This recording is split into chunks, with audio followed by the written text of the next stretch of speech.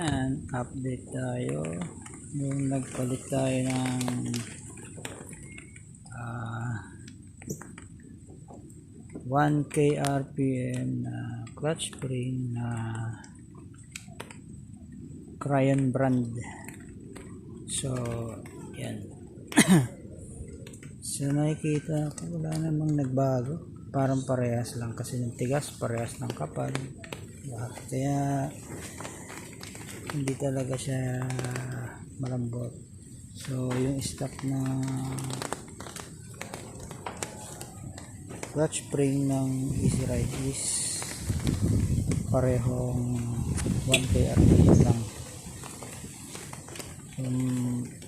Magtatry ulit ako na mas malambot pa doon, or 800 siguro, kasi yung brand na Crayon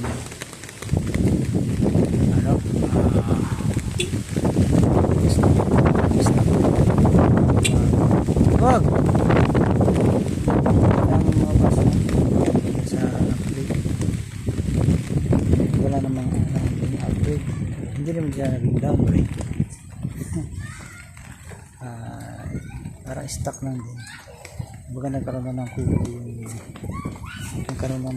yung spring. So yun lang mga boss na sa update sa Easy Ride na pinatawag ng clutch spring. So wala naman talagang bago. Ayun lang.